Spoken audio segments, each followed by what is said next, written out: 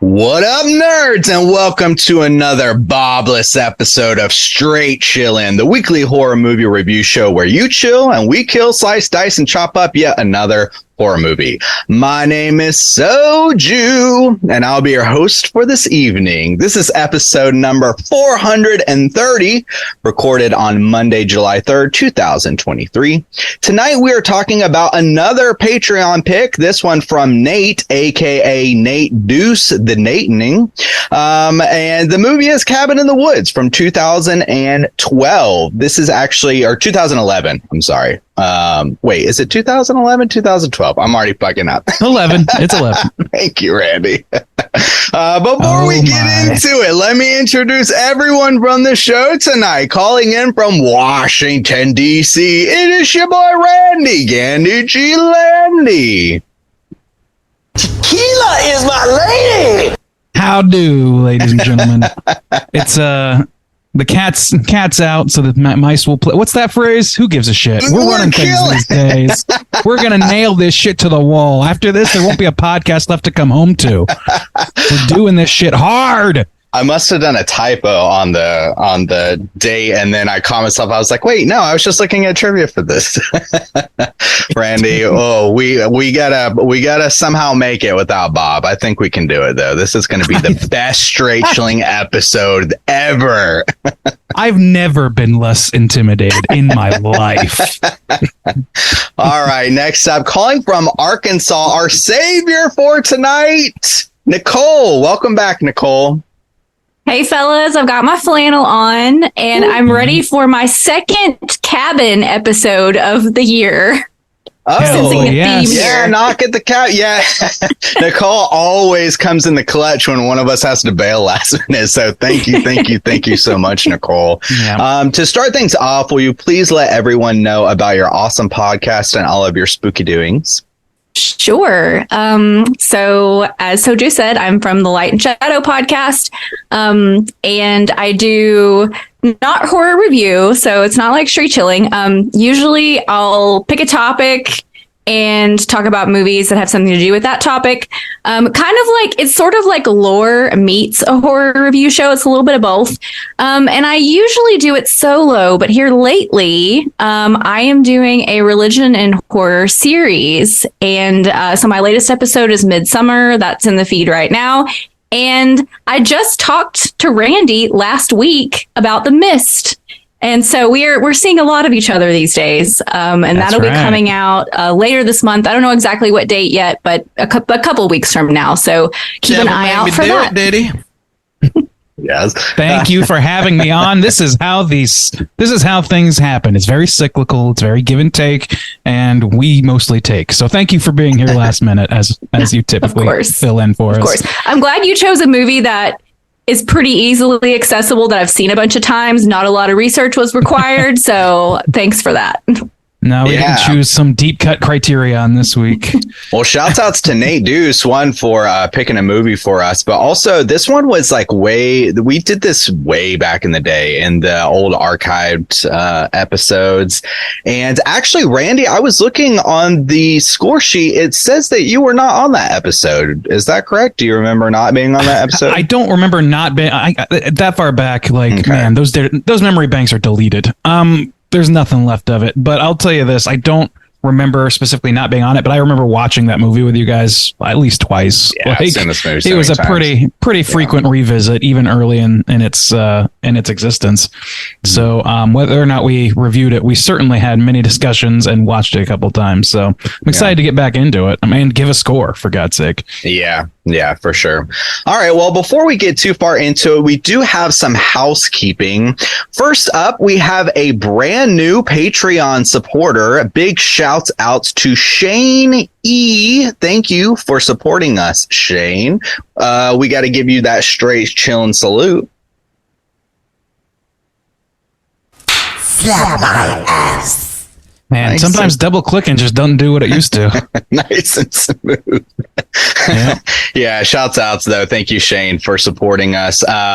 We also have a new poll pickup because it is a new month. It is just now July 3rd. So the last poll pick closed. And let's see, Randy, that was your takeover month. And the movie that won was Paprika. Woo! Paprika. Whoa, the one that was handily defeating all comers for the entire month. Yeah, to Shocking. be fair, the house did have a little bit of a comeback. It ended up being 52% for Paprika, 30% for the house. So a little bit. Nobody wanted to watch Watership Down. No, man, poor Bakshi. So we will be talking about that later. Nicole wanted it. I saw a hand raise. I voted for it because I've actually never seen it. And I was like, oh, maybe this will like prompt me to watch it. But that was my idea too. I've never seen it either. It had 17%. So Nicole, that might have just been you. I don't know. And you know, now we never will see it. So yeah, the new poll is up, and this month is Robot Murder. So the three movies we have to choose from are Prometheus, which is from 2012, RoboCop from 1987, and The Terminator from 1984. Juice! How them numbers looking? There we go. Prometheus is whooping ass, surprisingly. It has currently 60% of the vote. RoboCop is in second place with 30% of the vote, and Terminator is in last with 10% of the vote. That's what? If I was a betting man, I would be broke as shit right now. Now, I'm wondering too, we've covered a lot of the Alien series lately. We covered the original Alien several years ago, but just in the past year, we did Aliens, we did Alien 3. So maybe people are just wanting us to wrap up the franchise. I think it's just Prometheus and then the fourth one, which is, what is that? Alien Resurrection or some shit. Covenant, Requiem, I think. Right? I don't fucking... You know what? You're It's right. something. It's one of them there Baddens, they say. I would love to hear you guys talk about Prometheus because, I mean, the other two movies, sure, classics, whatever, but I think some interesting discussion could be had. It's fair to assume that we would have nothing to add to the conversation about RoboCop. Way smarter dudes than us. You're going to cover that one. But yeah, so Prometheus, that's the dirt. Let's just go grunging around in the dirt with Prometheus. To be fair, though, I mean, Prometheus is a good movie, and we chose it for a reason. So, well, cool. Well, that's what the poll looks like. Over on YouTube's, Bob dropped a brand new Tiki video. He was talking about a Jaws-themed Tiki video, specifically for the 4th of July. How many of those quenches have y'all made this past weekend? 10, 11, 35? No. I have too I have too much 30-year-old blood in me for that much drinking. Thank you. Okay. Well, I did remember having that one. I think we shot a bunch of Tiki videos back to back, but I do remember that one being like very delicious. So if you're still in the 4th of July mood, even though this will come out after the 4th of July, check that out on YouTube. Randy, you have any housekeeping to get through? Not much. I mean, Nicole kind of blew up the only spot I had, so there you go. Actually, I will plug one thing I put up. We've both been doing this, Juice, you and I. Mostly you. Been doing some write-ups on straightchillingpodcast.com of our films that we've been screening for both the BIFAN. I don't want to say that. Is that a word? Do they pronounce it as a word? You got to use those Korean. Yeah, I realized my wasn't mistake sure last if it was. week. I was like, how could I use those American vowels? It's all about the Korean vowels. Fans. Bye. Yeah, you got those BiFan Festival screeners as well as some of the Chattanooga Film Festival stuff. And we got a few more to churn out for you guys for sure. So there's more of that coming. Other than that, no additional housekeeping required. Okay. What do you think, Nicole? Got any house cleaning? Housekeeping? No, Randy and I overlapped, and that's it. Cool. Housekeeping done. His house is clean. This house is Cleep. All right. Well, we're going to get into it now and talk about Cabin in the Woods from 2010, I believe it is now. No. That's not going to be a running bit. I refuse it. Abort. From 2011. What's on the back of the box? All right. I do not have this box because I'm not an insane person. So I will read it from IMDb. The plot synopsis is 5 friends go for a break at a remote cabin where they get more than they bargained for, discovering the truth behind the cabin in the woods. Let's have you guys seen this before, and would you recommend people check it out? Nicole, why don't you kick us off? Yes, I have seen this before. I don't think I went and saw this in the theater, but I definitely saw it like when it was first released. And I would definitely recommend people check it out because I think it's great for horror fans, but I think it also plays really well for normies. This is one of those movies that I just had on and David ended up paying attention and was just like sucked in. So that's always a good barometer for me. So yeah, I would recommend this movie to like pretty much general audiences. Okay, cool. Randy, how about you? I have seen this movie. Yes. I've seen this movie a number of times now. This is definitely kind of an easy rewatch for me. And it definitely had a huge impact when it first landed. I think I did see it in theaters. If I'm not mistaken, we saw that together, or I at least saw it with some concoction of the original Straight Chilling crew. And yeah, I definitely would agree, recommend for general audiences. It's certainly an accessible movie, but I also think that it's got something kind of specific to say to the horror nerds amongst us, which it would be all 3 of us, and probably a good share of the listeners here today. So yeah, I think if you're listening to this, you should definitely watch it. And even if you're not the biggest horror guy or horror girl or whatever, there's something for you here probably. Just be careful because it is gory. Yeah. To echo what Nicole said, one of the things that I specifically remember about the first time we covered this is that was back in the day where literally just anyone would show up and cast with us. And on that particular day, our friend Alex showed up, who likes horror 0%, not a horror guy at all in the least. And I remember him liking that movie, or this movie. I remember him like really being engaged with it and talking about it afterwards and like having a really good time with it. And so, in fairness, though, Alex, our buddy Alex, is the kind of guy who will say he hates something all the way down the line up until the point where he realizes, oh shit, I actually love this. I actually do love it. That is fair. But yeah, but even after his Cabin in the Woods experience, I don't think he is watching horror movies. He never turned that leaf. No, he didn't. But he did enjoy that watch and that discussion. So that's what sticks out to me. Yeah, I've seen this like so many times. This is a easy movie to kind of throw on. It's one of those horror movies where I feel like I could come in at any place and be like entertained. So yeah, it's a rare breed. So yeah, I think that's a strong recommend across the board. So yeah, let's get into the main spoilery details and talk about this thing.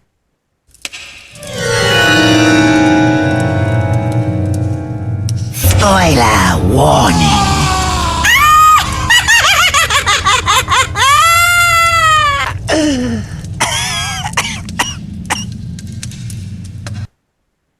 Right. So we can finally talk about this damn thing and all of the beautiful spoilers that come in this movie. I don't know. I think Randy, I got to do Bob's plot synopsis. Oh, okay. Go for it, I guess. If you got to do it. I got skip it for once. I got to. He typed it in every... Oh, God. Even from beyond the grave. All right, so here's Bob's plot synopsis. I'll try to jazz it up a scotch if I can. In an underground lab, we see engineers Gary and Steve discuss a mysterious ritual gone wrong in Stockholm. Jump to a group of American college kids getting ready for a cabin trip. Dana, Jules, Kurt, Holden, and Marty arrive at the cabin after being terrified by a crusty old man at the gas station. Gary and Steve manipulate the kids at the cabin by pumping mysterious gas through the air ducts. They enter the basement and find a whole host list of spooky and potentially haunted items. Among them, they find the diary of Patience Buckner, a former resident who was abused by her family. Dana reads from the diary and summons the Buckner family in zombie form. Manipulative pheromones are pumped into the forest by the engineers to make Kurt and Jules have sex. They are attacked and Jules is killed. Kurt escapes. Marty discovers surveillance equipment in his room before being dragged off by a zombie. The engineers learn the Japanese site has failed, meaning that the American ritual is humanity's last hope. Kurt, Holden, and Dana try to escape in the RV, but a tunnel collapse is triggered. Kurt tries to jump the ravine on his motorcycle, but crashes into an invisible force field and dies. Holden is then killed by a zombie. Assuming Dana is the sole survivor, the engineers begin celebrating. However, Marty has also survived and brings Dana to an elevator he has found. They pass hundreds of monsters in cages where Dana begins linking them to different items found in the basement. The two get cornered by security and release all the monsters from the cages. All hell breaks loose and all the staff gets slaughtered.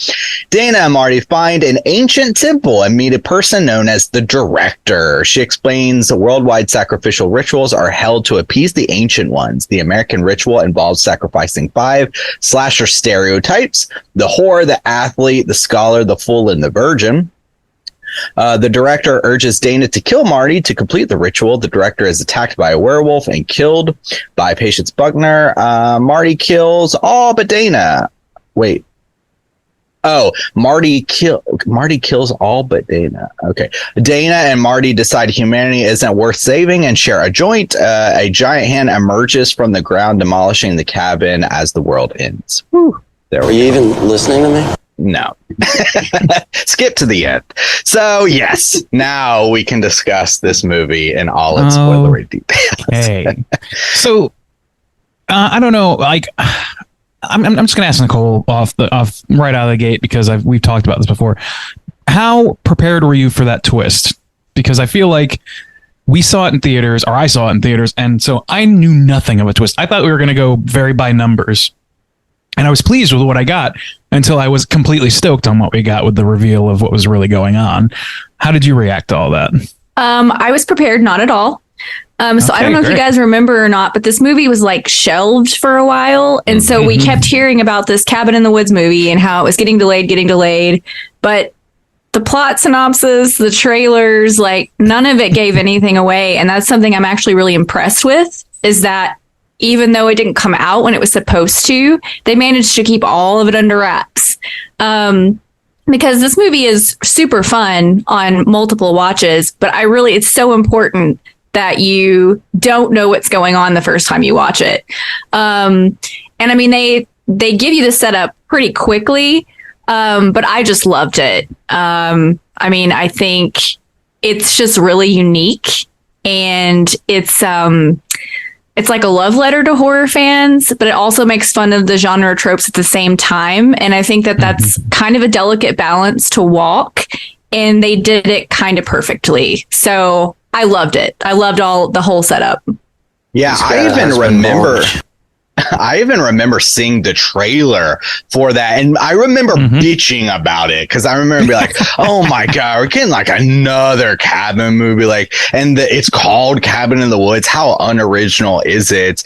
And to have that subverted from you, because as you said, even like at the beginning, if you don't know, I mean, you do open with the scene where it's in the office, and so you're like, "What the fuck's going on?" But even just the regular story as a Cabin in the Woods movie, it's very much Evil Dead going by those numbers, but it's engaging still, and there is that level of mystery, but the twist just makes it that much better, of course. So yeah, I remember bitching about it, and I was very pleased, of course, to get what we got. The thing about it is, like, not only do you do get like an inkling, it trickles out information about what's going on behind the scenes with Bradley Whitford and I forget the other actor's name, Richard Jenkins. Thank you. Who are standouts in this movie, by the way. But like you see them right out of the gate. Their hard cut to the title screen is one of the funniest in all of horror movies of that time. I think it was fucking great. And so, like, even the paint by numbers Cabin in the Woods story that you get is kind of done well and like in an enjoyable, like somewhat self-referential way, or like it seems kind of expected, but like I don't know, the dialogue is working for me, and he who must not be named, the weed involved, might have something to do with that. We're not going to get into that kettle of fish. Fuck him. But a whole kettle so of like fish. we're not. That's a kettle of fish I will steer clear of. Thank you. Going to the other kettles. But yeah, like you get this stuff trickled out as well while this is happening in very like small increments, and it starts to take shape, but you don't really know the real scope of it until the format completely breaks and we get the call on the red phone after the early partying that goes on. That scene, which is so fucking great, just watching these people unwind and celebrating and all this stuff, and then the red phone call, and like everything that happens from that point on is like complete balls in the air, tossed up, and whatever lands, and it just all fucking lands. It's an incredibly structured movie to where it kind of completes a whole movie and then just tacks on a very, very even better climax. It's like when the prologue's better than the book, or the epilogue rather. Yeah. And it's still only an hour and a half. It's like an hour and 36 minutes. And I think that like it is interesting that they were able to, like you said, basically tack on a whole other movie on the end and still keep it like within the normal 90-minute frame. Yeah. God, we miss those days. Yeah. And also to just, I love, you were right. You were saying like they kind of trickle it out, but they keep you enough engaged, and they keep the mystery going along enough that even when they kind of reveal what happens, you don't realize like there's even like the more to come. And it's crazy because this movie, you know, it's only been out a little over 10 years now, but I feel like that scene of the monsters going buck wild and everything that you get is like an iconic horror moment now, where just everything is unleashed, because it's kind of almost, in a way, it's almost like the kind of Avengers of horror, because you get to see all of your different favorite horror characters. Avengers of horror. Yeah. Go crazy. You know, you've got your Hellraiser character, you've got a fucking unicorn, which is hilarious. Yeah, they make up a bunch of creatures too. Like there's a lot that are like evocative of other horror movies, obviously referential homages, that sort of thing. You got some like people that look like the Strangers characters and shit like that. But then like clearly a Jurassic Park nod, a killer clown, all that shit. But then you'll get the unicorn, and you'll get something called Kevin, and you'll get a merman.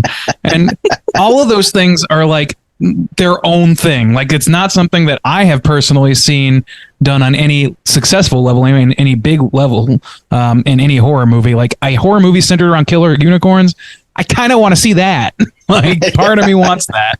Yeah, it makes me wonder if somebody was sitting in a room someday thinking like, oh, wouldn't it be awesome if like all the monsters were on screen at the same time? Like, how can we justify that? You know, because it's interesting that there would be a story that would justify that. You know, it doesn't feel like shoehorned in or anything. It just totally makes sense that this is happening in the story. Yeah, they like the way they set it up is so brilliant to where like it kind of has to happen that way. Like it doesn't, I don't know, like the whole setup, and for just to tread that ground again, is like you go down into the basement, you transgress by interacting with one of these objects, and it unleashes one of these horrible things.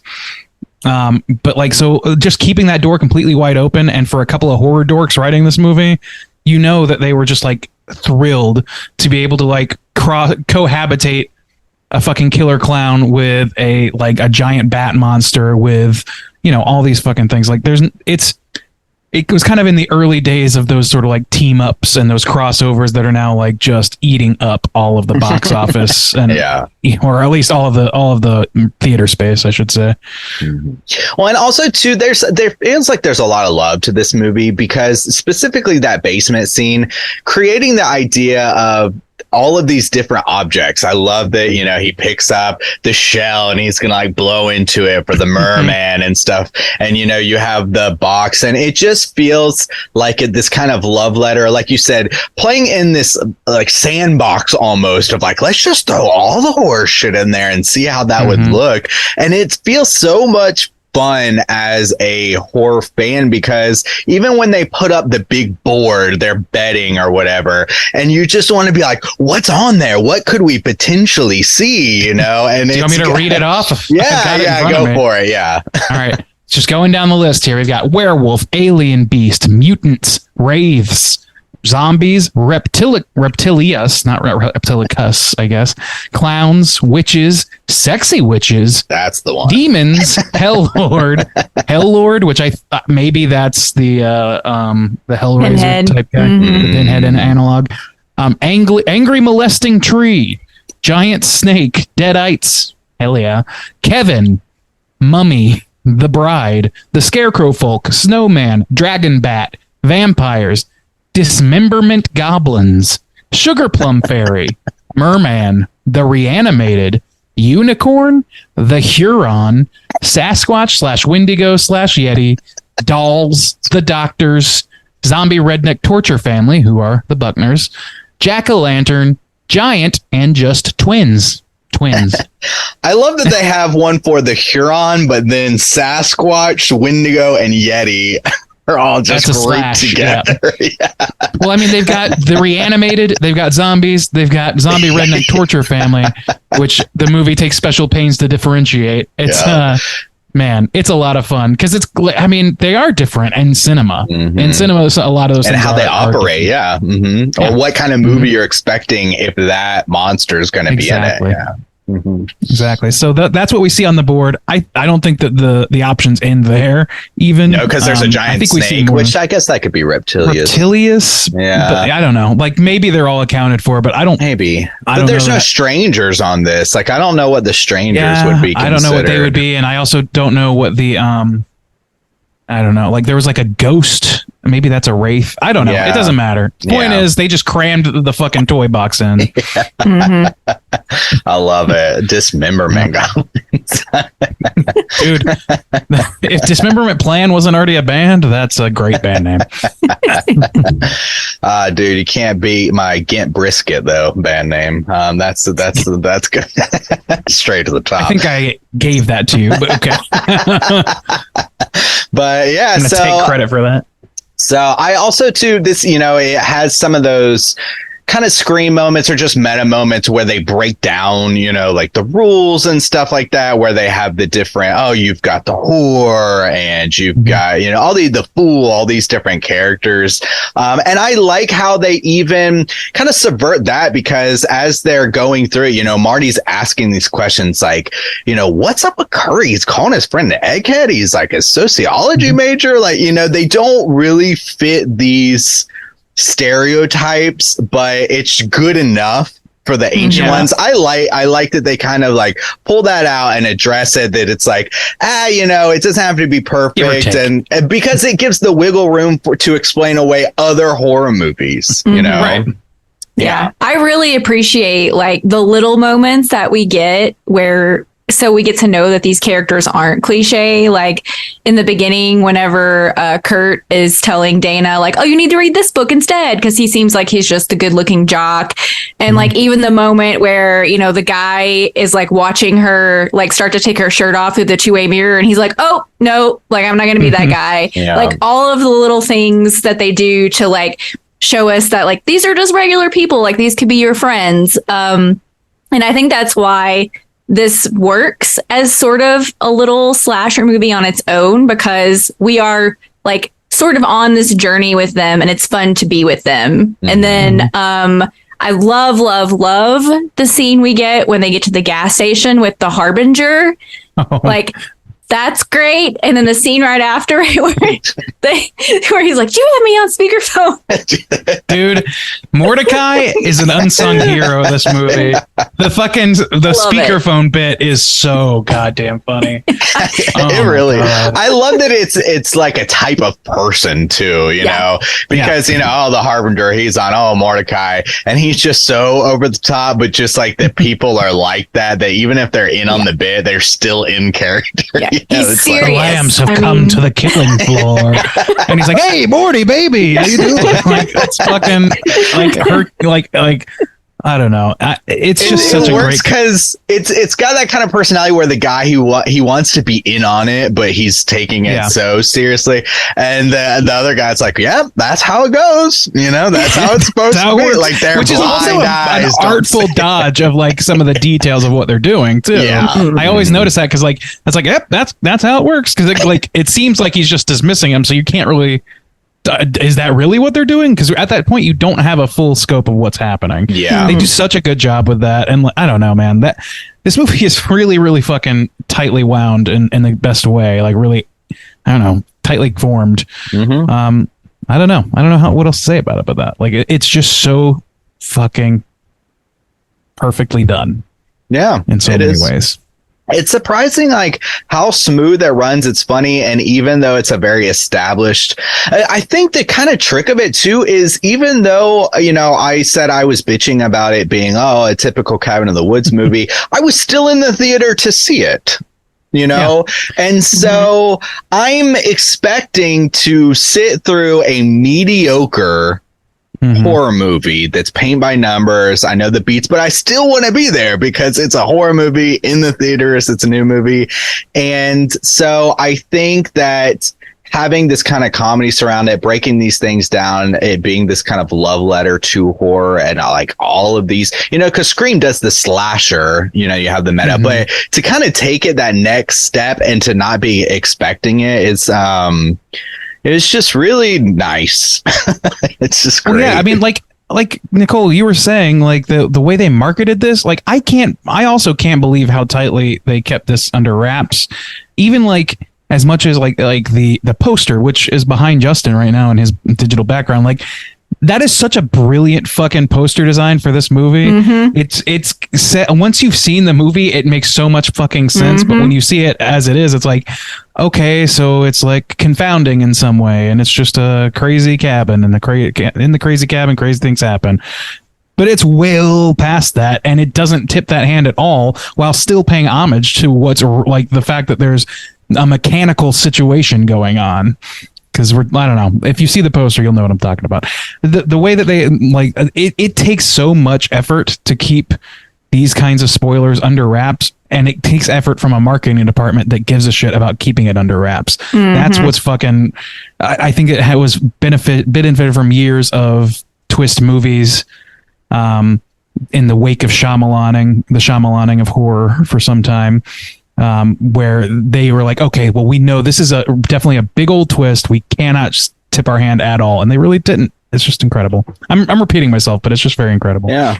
If you had to pick one of the monsters to survive, like if you're like, okay, I need to try to escape, which one would you want to have to go against? That's a good question. Some of them I don't really know that much about. Yeah. Nicole, do you have one? Maybe a jack-o'-lantern. Like, I feel like that one might be easier to deal with, or possibly twins. I'm assuming that's supposed to be kind of like maybe the Shining twins. So maybe we could dispatch two children more easily than, say, a Sasquatch. I don't know. I was trying to think about which one of these I've seen the most movies of. So I've seen the most people survive from. Like, okay, I know the trick to this monster or whatever. But I mean, obviously, Kevin, not really, I guess, knowing what that is could be. Let's see. Not a werewolf or aliens. I don't want to deal with any of that. Mummy baby. Snowman is on there, so that's a weird one for the woods. I feel like that has to come only in winter rituals. I would love to see one where they spin off and there's a snowman, but it's like summer, and then all of a sudden it starts snowing. They're like, "What the fuck? Why is it snowing?" Has to form the snowman.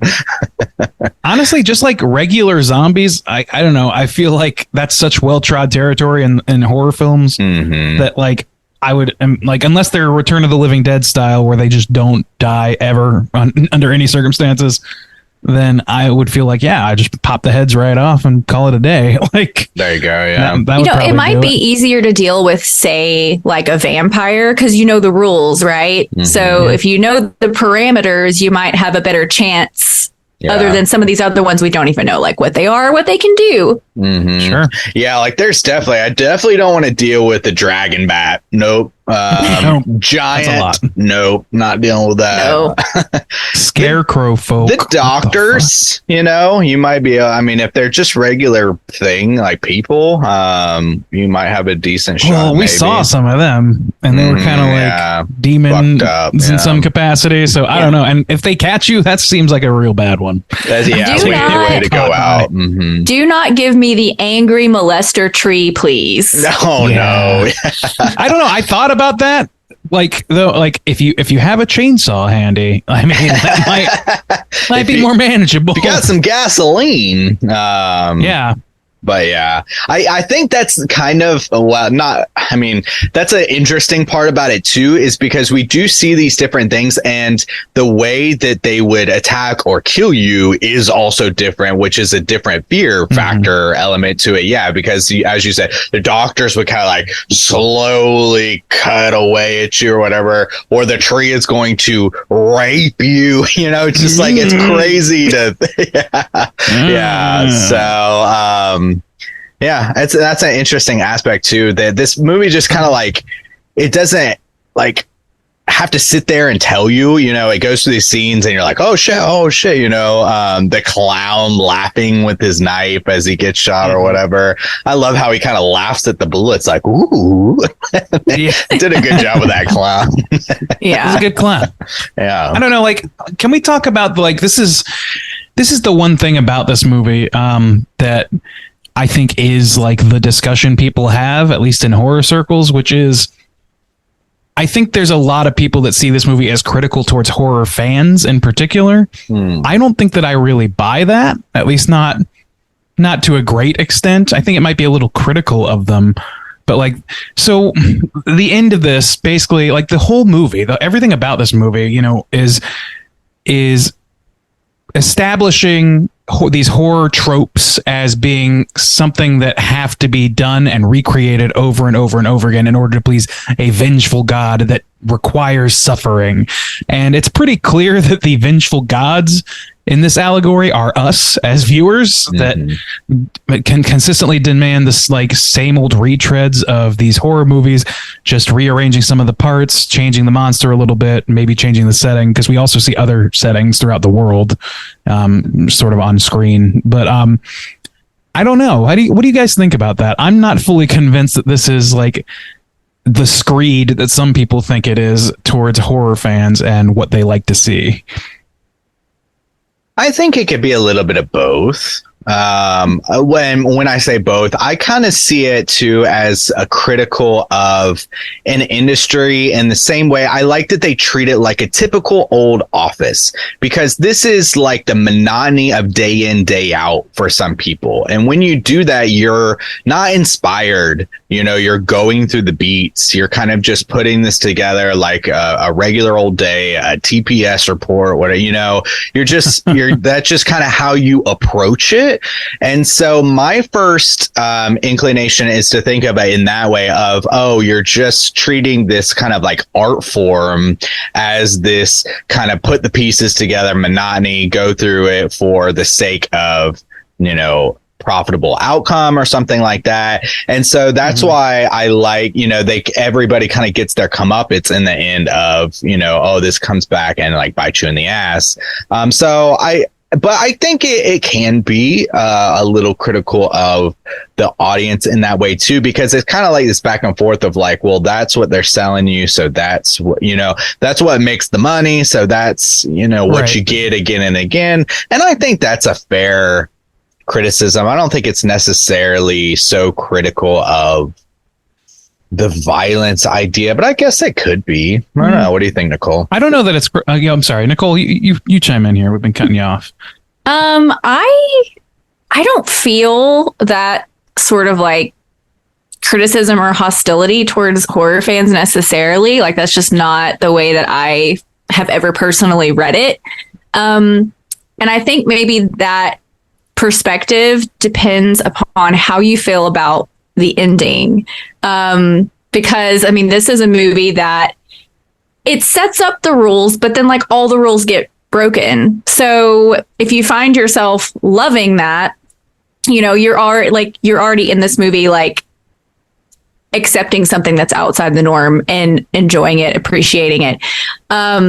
So I guess I would be interested to know how you guys feel about the end. Before I say, I want to know, how do you guys feel about the end?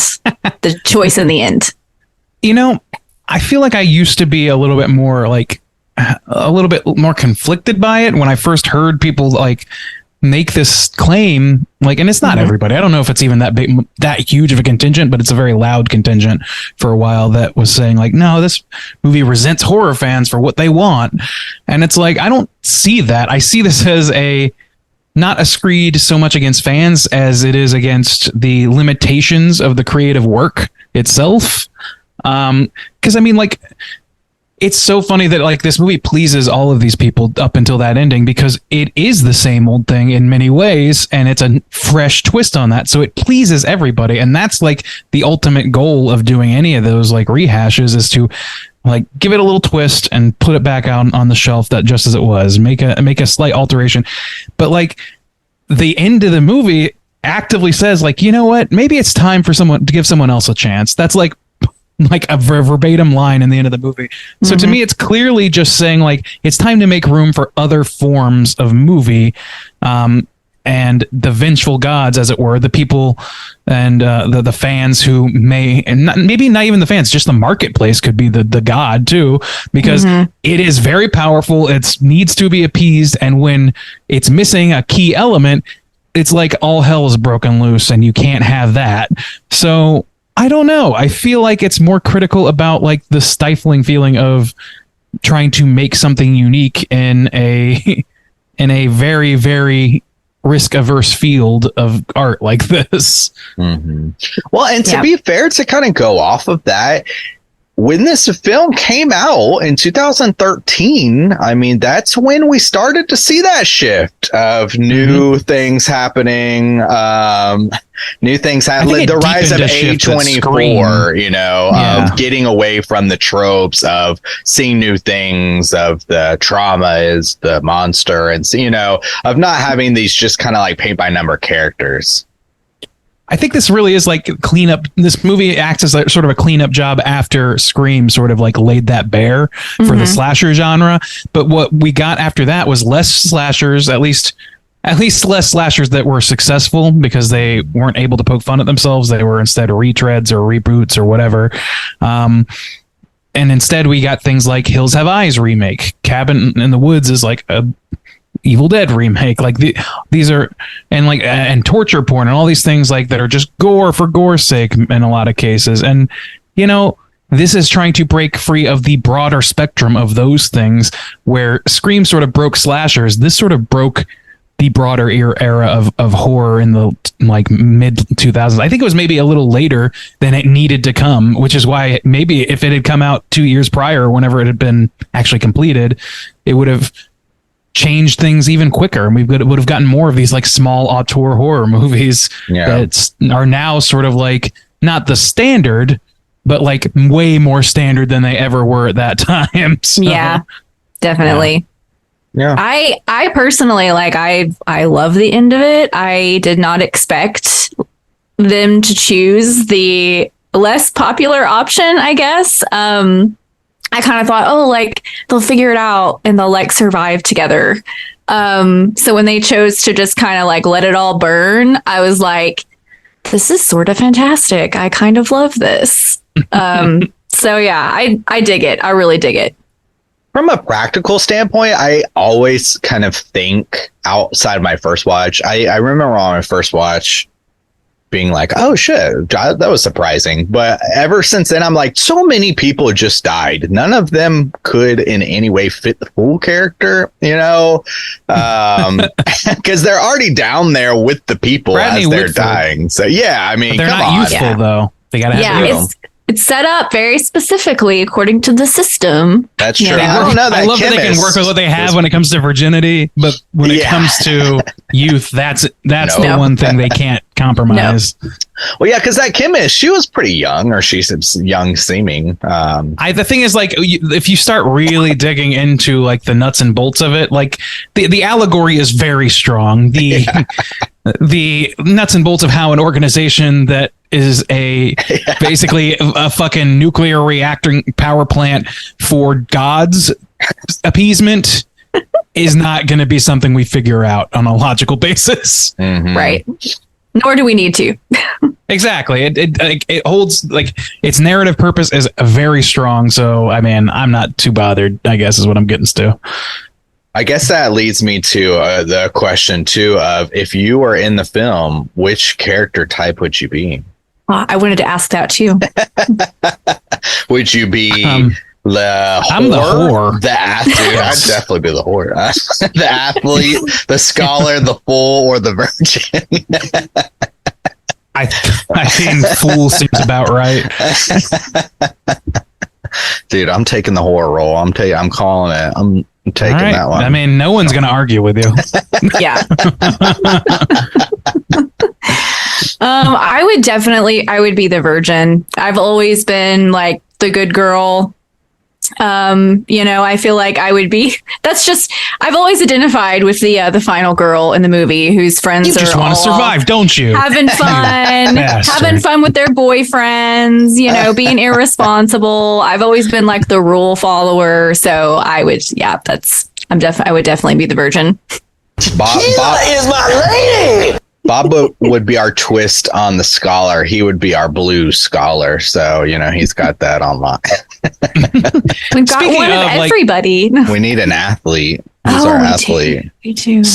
Speaking of, like, one of the things that like narratively makes this movie so strong is like the fool character of Kurt. Yeah. Like the way that they play him as like, he becomes an audience insert so quickly because he's like, we find out later, immune to like the chemical and whatever, the alterations that they put into the beer and into the air and all that stuff because of his weed. Which is a hilarious joke in its own right. But you don't barely get to notice it because it's when shit's going down that you find that out. But I just love like when Kurt's like, no, wait, we need to split up. And he's like, what are you talking about? Like him constantly questioning them and they'll be like, the high guy has something to say or whatever. Like it's so fucking great. It's oh man, the fact that they basically make him like a de facto hero of this movie, and really maybe even more so than Allison. Like he's a more active player in this movie. Like I don't know, it just fucking works. He makes the both of them really make really great through line characters for these two very different feeling worlds. I don't know, it's just very, very well done. I can't really put it into stronger terms than that. Yeah, well, and that even kind of goes back. I like that. It is nice that you see that they would react reasonably like the audience wants, because that's kind of the point sometimes of your screen, like, don't do that, don't split up and stuff. But even, as his friend, when she starts acting like really sexy and dancing, he's not like turned on by it. He's just like, what the Why is she acting fuck? that way? Yeah, this is not who these people are, and he calls it out. The dude puts on the glasses, he's like the scholar now or whatever. Just like, this dude is ripped and like a wide receiver on the football team, just. Dude, yeah. I like that they call it out. Yeah. And one piece of trivia that I was going to cover later, but which I just have to bring up now. Apparently, what's his name? Franz. Oh man, the guy who plays Kurt. I'm blanking on his name, but he was also quite ripped. In fact, more so than either Hemsworth or this other guy who, the scholar character. Damn. So much so that they had to like put extra baggy clothing on him to conceal his like insane rippling abs and shit. Apparently, he's apparently in fucking great ass shape when they filmed this. Damn. And so like, I don't know. They had to like conceal it so that he would properly play the part. I thought that was fucking hilarious. Like, how flattering is that? It's like, that's like, sorry, Willem Dafoe, we're gonna have to use a stunt dick. You're just too big. That just goes to show you that just a little bit of like grooming and clothing choice can make you look like a completely different person. Gave him that shaggy haircut and the shaggy voice. That's all he needed. Down, made it a little greasy. Great, man. Oh man. I really wanted to. Did either of you get to go to the Cabin in the Woods Halloween Horror Nights? I think I did. House. I think that's one year we went. I think so. I didn't pretty get to sure. go. I'm pretty sure we went that year.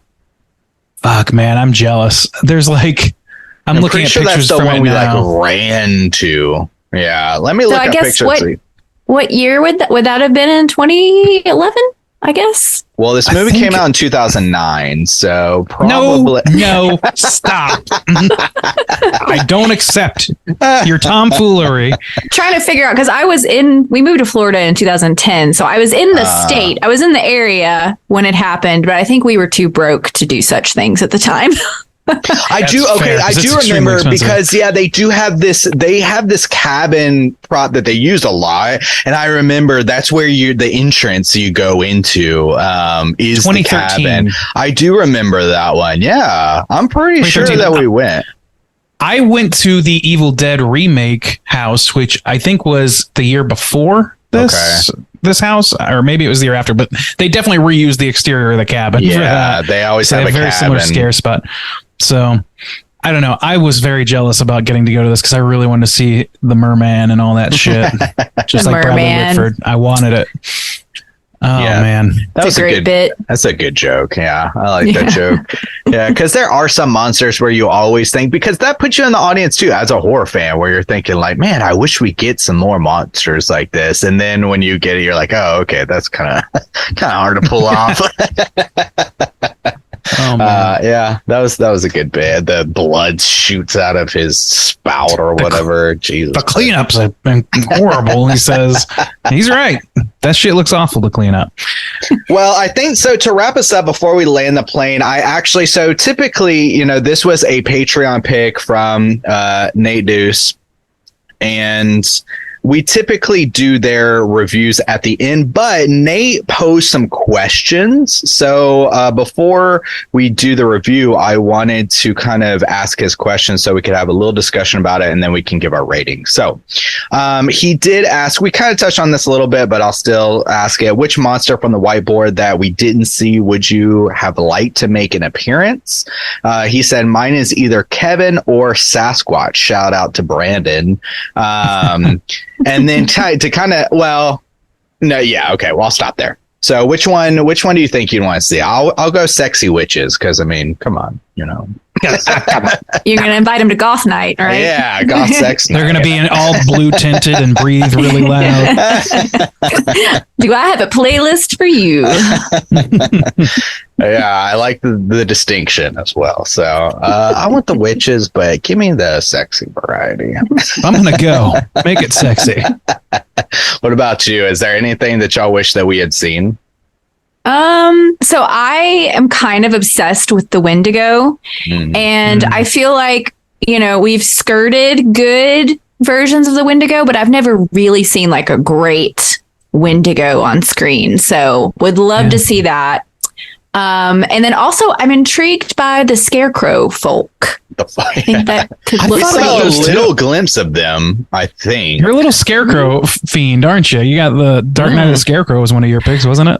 Yeah, it was actually. That's interesting. I guess, Scarecrows are they're spooky. They're good imagery. I like scarecrows because they're kind of like, a lot of monsters are old, like vampires, and they come from Europe and stuff. But I don't know, for some reason, scarecrows feel very Americana. They feel like our kind of monster, Well, in that same vein, like I was kind of torn between that and the jack-o'-lantern, because I mean, how am I going to not like a fucking Halloween themed monster in this mix? Ooh, do you think the jack-o'-lantern would look like Sam from Trick or Treat?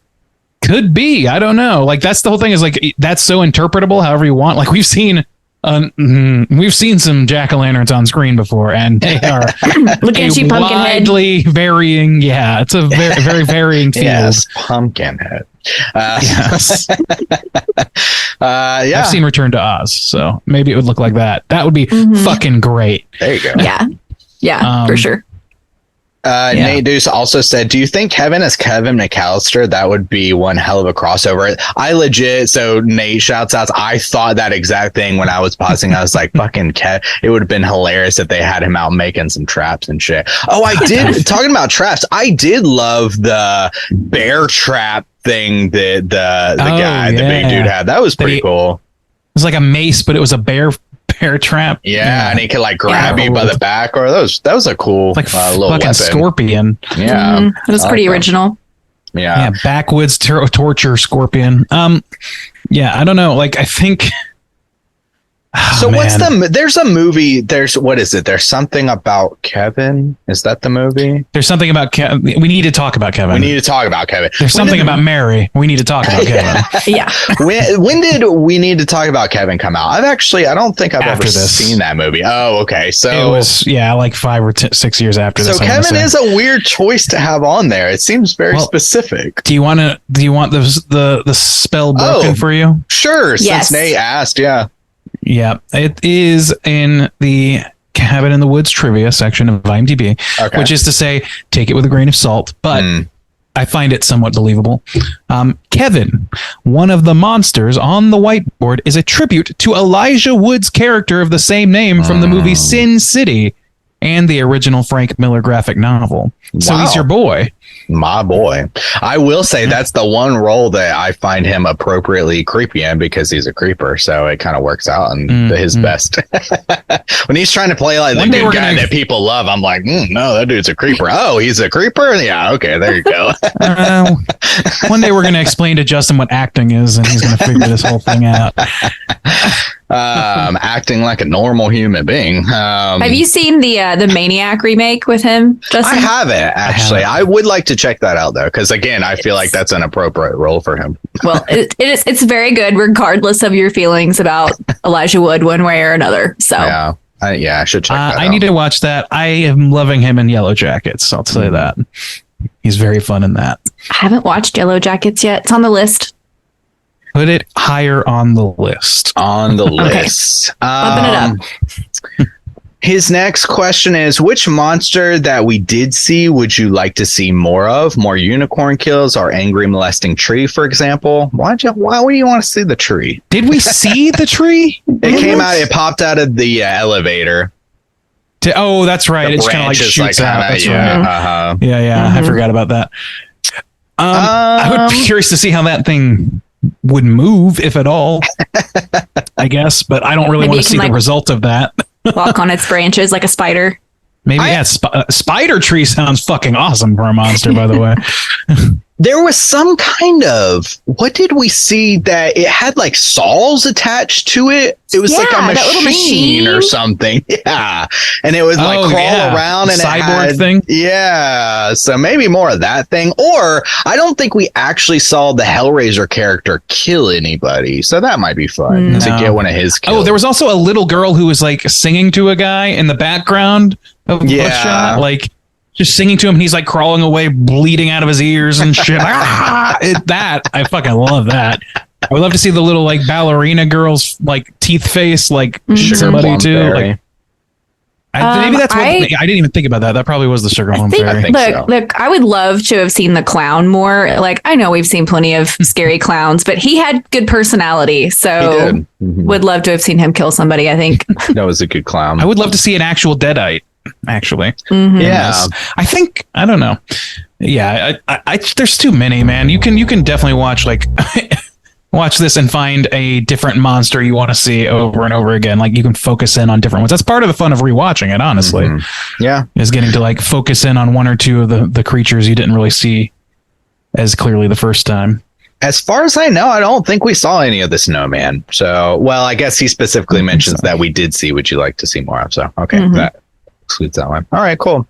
And Nay also asked this, which is kind of was our prompt a little bit last week, but a little different. But he said, would you like to see them do a prequel of this, maybe set in a different time period or different country? I think that's very doable, because this movie has two instances where people survive. You know, I love the Japanese scene where the kids they're like so singing precious. together. They turn it into a frog, and then Richard Jenkins leans over and says, "Fuck you." That's the best. I love it. But we know, like, Stockholm too. Yeah. Well, yeah, there is a little bit of trivia to that, and I think this is all just people like trying to piece together what each of the different sites are that we see, because we see different sites. Let me see if I can find this piece, but it's oh man, where is it? Okay, so the Kyoto ritual is a reference to the ring and the grudge and that sort of thing. Buenos Aires ritual is a reference to King Kong. We do see like a collapsed creature of some kind in the ground. And we see something on fire, which looks something like maybe Transylvania or something. That's not what it says here, but it's something along those lines. So like you see like different horror. It reminds me, like, I don't know if you guys have played, there's a board game called Horrified, which is based on the Universal Monsters, and like it's like a little like Transylvanian town or whatever. But there's also other versions of that game that have like different settings. It's like that. Like you basically like concoct your own horror movie on the game. It's a lot of fun. But like that's what the job is of Richard Jenkins and Bradley Whitford in this movie. It's just so fun, man. It's like somebody's D&D horror dream came to life. Yeah. Anyway. All right. Well, you guys want to get into your final thoughts on ratings? Let's see, Nicole, why don't you kick us off? Out of 5, how are you going to rate Cabin in the Woods from 2015? 2011. So, you're just not going to let it go, are you? Clearly, I love this movie. It's a really good time. I think, of course, it has a larger message if you want to like dig into that and think about it, but it's also a super easy one to just turn on and enjoy the ride, which is nice. As I've already said, it works well for a wide ranging audience.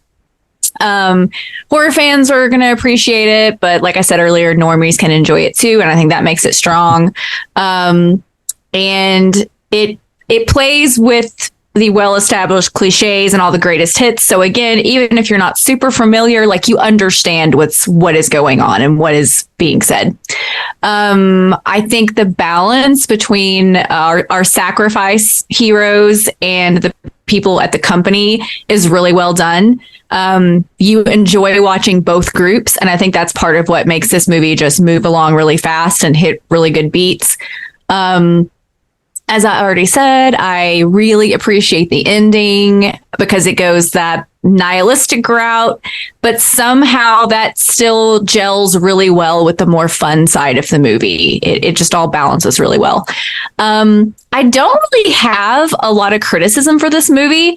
I think some of the CGI doesn't hold up perfectly. But honestly, I think it's so entertaining and the carnage is so great that doesn't really matter. It doesn't take away from the story. The only other thing I would maybe want to see differently is I'm not the biggest zombie fan. And so the fact that our main monster is the Buckners is kind of like, I don't really know if I want to watch them dispatch this group. I might rather see like the Scarecrow folk, you know. Of course, like not every monster would make sense in the cabin setting. And like they very much made sense. I mean, it's even called the old Buckner place. So I understand why they did that, but they're maybe not my preferred monster to watch, but we've talked about monsters a lot already. Just in general, I think this movie is a classic that's very quickly earned its place in the genre. And I think that fans are going to love it and be talking about it for many, many years to come. So I am going to give it a 4.5. Nice. Randy, out of 5. Oh, I never get to go. I know. See, I mean, you know, when Soju hosts, you know, he's a little more fair, a little more balanced. What a benevolent dictator he is. I agree with all those points that Nicole just said. I think that it's fair to criticize some of the CGI. I think even for its time, some of it was a little loose. But the thing is, like, so much of the CGI's success is based on the fact that you don't have a lot of time to reckon with any of it. They use it whenever they need a long shot of something. For the most part, what you're seeing is practical effects, and so it's easy to sell through. And then the CGI effects are kind of like just blips and blorps flying throughout different scenes and very chaotic situations. So for the most part, it works. I think probably the parts where it hurt the most were like the the force field. You know, it did its job, but it's like, I don't know, because that doesn't exist. I guess it's easier to like just say like, I guess that's how it looks. I don't know, but I don't know. It doesn't quite sell the same because you get to see so much of it. Anyway, CGI aside, though, I don't think that that's the biggest thing in the world because for the time it was acceptable, not groundbreaking, but acceptable for what it is. And they did a good enough job with it for what they were doing, and used it sparingly enough. The performances are all great. The writing is good. The editing is great. The soundtrack works. I mean, I like being able to dig my teeth into something meatier under the surface of what this movie is getting to, is always a plus. And like Nicole said, you do not have to go that far. You can just enjoy it for what it is, and it's almost equally enjoyable. So it's really kind of got something for everybody. I don't know that I feel like I have a strong enough ding for this movie to really pull it down from a 5.0, especially considering my personal affinity for it. So I'm going to give it a 5. I think this one's going to stand the test of time. I think it's still broken the genre to some extent in a good way, and allowed a lot more creativity to be in the mix. So for that, it's definitely earned a 5 for me. Okay. All right. Well,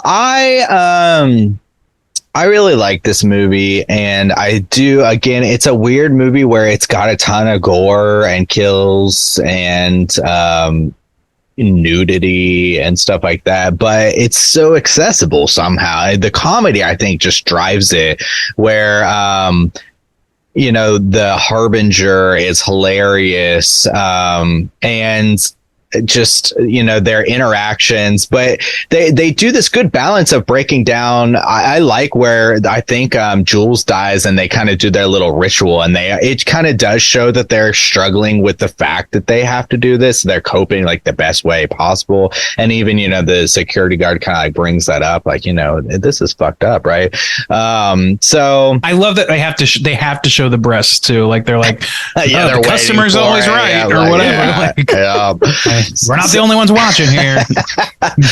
So that it's and it uses the horror tropes too, that even if you're not a horror fan, you recognize too. So even if it still kind of feels familiar to you, like the old gas station and stuff like that. Yeah. The college kids. And it just somehow works so well. It melds together so well. I love that it wasn't spoiled for me, that I got to watch this and enjoy this, because I kind of remember that every time and just like waiting for that twist to happen again. Like, I know so much fun is about to come. And it's always fun. I always love looking at the different monsters, seeing the different monsters, looking at the board. It's just this huge kind of like love letter and theme park almost for horror fans. And for some reason with that, maybe it's a little bit of the CGI, or maybe because it's still newer, that I came into this not really wanting to give it a 5, but to be fair though, I think last time too, I gave it a 4.5, and I was going to give it a 4.5 too. But the thing is I have a new code now, and I have to give half star for the Yabos. So it's going to end up at a 5 either way I spin it. So it's going to be a 5-star from me as well. And now Bob is going to give us a little piece of his mind. Take it away, Bob. What up, nerds? Sorry I had to miss this episode. Work demanded I be there. I was really looking forward to talking about this one. I love this movie, as I'm sure we all do. And once again, big thanks and big shouts outs to our boy Nate to the Natening for picking this flick. But let me get into it real quick here. Yeah, this movie's great. First off, I remember watching this in theaters when it came out. And the marketing, they killed the marketing on this. I remember seeing it in the theater and like really not having any idea where the movie was heading. It looked like a play on like an Evil Dead movie, a slasher movie. You got this killer zombie family in the woods, and then that twist happens, that reveal happens towards the end, and it was just really not in the marketing whatsoever. I think you might have seen a glimpse of the force field around the cabin, and that was about it. I don't know that they would be able to pull that off nowadays. I feel like they just wouldn't be able to help themselves and, spill all the fucking beans in the trailer. It was a great theatrical experience, though, because it was just such a pleasant surprise. I feel like it's so rare that we get those now. The writing in this movie is just like so damn airtight, and the fact that none of that was spoiled was wonderful. It's such a smart, like, meta take on a slasher movie or a cabin in the woods movie it really does kind of like focus on the slasher. They even like lay out a lot of the tropes that they're riffing on, similar to the way that Scream does, slightly differently, but I sort of like rank this among some of the best like meta slashers that exist, being, you know, Scream, then we got Leslie Vernon, and then Cabin in the Woods. Those are like the big like standouts to me. And they treated this movie like in such a smart way, where they have like the Harbinger, of course, the creepy cabin in the woods, the basement, the cursed items. They're reading Latin from this book that they find. They've got the taxidermy hung up on the wall, which is like a total Evil Dead reference. And it gets real fucking weird and horny. The like untimely intercourse out in the woods, the dumb kids just trying to like party and smoke weed and have a good time. They all like split up and they, you know, comment on that. The stoner comments on that. And the idea of like youth sort of having to be punished, and that being like a central theme in these slasher movies. Like they really like have it all laid out, and the way these engineers sort of manipulate these kids is just so smart. I love something that I didn't notice, or at least didn't remember until this rewatch. Dana has a knife, some sort of weapon in her hand, and one of the engineers like flips a switch, and it shocks her, and it forces her to drop the weapon. And I fucking love that moment so much, because that happens in every movie, and of course at that moment you're always yelling at the screen like, why would you drop your weapon? Now you're unarmed. And it's just like, this movie leaves really no stone unturned. It has an explanation for every slasher trope, smart or dumb. Like, it really covers it all in such a well thought out, intelligent way that's so fun. Like, if you're even remotely familiar with the tropes of these movies, like you're really in for a treat with this one, I think. The writing is top notch. The casting is fantastic. You got Chris Hemsworth in this movie before he was Thor. Hemsworth's hog in this movie. I think this sat on the shelf for like 2 years, if I remember correctly. They just like, there was some sort of transition in whatever fucking production company, I forget. It was bought out by somebody, or somebody ran it and they didn't know what the fuck to do with this movie, so it sat on the shelf for a couple years, and then, you know, he became Thor, and then this rolled out and people were like, wow, Thor's Mr. Hemsworth must be hurting for some money here. Like, why the fuck is he doing this weird little, you know, meta slasher horror comedy? Interesting how that sort of worked out. I do think that this movie balances the horror and the comedy in a way that's pretty perfect. Most movies that try to do this kind of thing tend to lean more into one or the other, more horror, more comedy. I think this really balances it almost perfectly even. There's a lot of gore. When the redneck family wakes up, they start dismembering these folks. They use a fucking bear trap as a murder weapon, you know, throwing it at people and dragging them through the woods with it. There's a scene where Dana stabs one of them in the face several times. There's a lot of blood, guts, and viscera, especially towards the end of the movie, when all the creatures like come out of their cages and shit really hits the fan. If you're a gorehound, this movie's gonna do it for you. I also think it's really fucking funny, like consistently funny. The engineers are hilarious. This movie starts with the jokes, like right out the gate, in a way that makes you wonder if you're watching the correct movie, which was intentional. The way that they're just talking about child-proofing their house, and the one dude not being able to open up his drawers and cabinets and shit. And the other guy's clearly checked out, and he's like, "Are you even listening to me?" And that's when they drop the title card. It's such a fucking great title card moment. I love a good title card. This movie fucking kicks you in the nuts with its title card. It opens with you cracking your ass up, and then it surprises you with that loud ass fucking cabin in the woods. It's such a great way to start the movie. Also, the stoner kid, Franz Cran, the dude's got a weird name. Guy's fucking hilarious. He has some of the best lines in the movie. I love how he rolls up with that fucking mug bong thing, and he also basically just like lays out the entire like point and plot of the movie.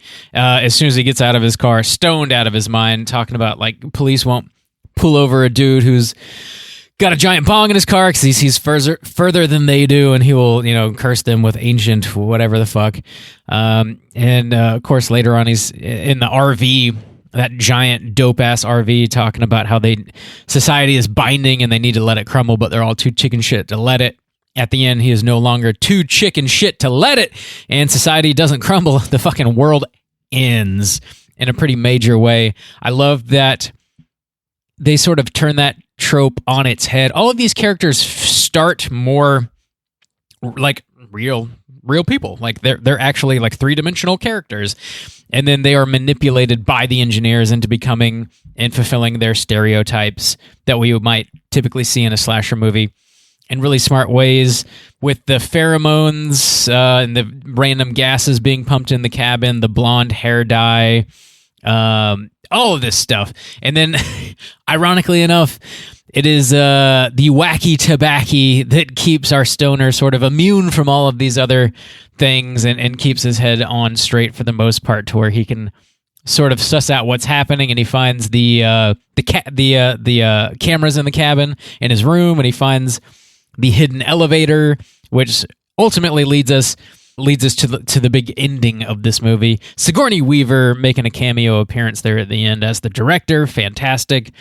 All of the fucking monsters, of course, like everybody loves that sequence. Like this, if I had a critique to this movie, I guess I would say on rewatches, it doesn't hold quite as much of an impact because like you know what the reveal is.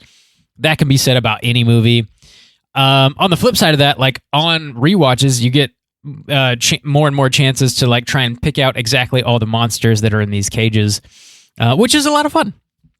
So, it's kind of a double-edged sword there, I guess. I don't have a lot of criticisms, really, if any. I think this movie is so well thought out and well executed.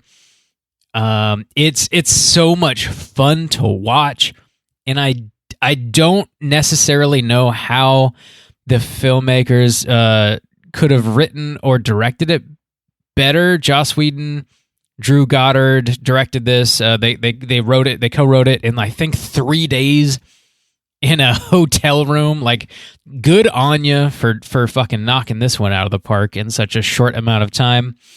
It's great. Tequila is indeed my lady. I gotta mention this real quick, and then I'll shut the fuck up.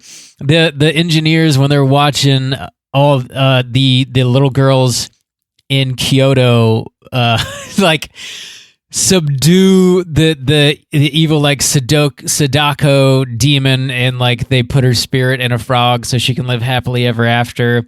And it leaves America like we're like the only country, I guess, that hasn't failed, and we have to like satiate the ancient ones, or else the end of humanity happens.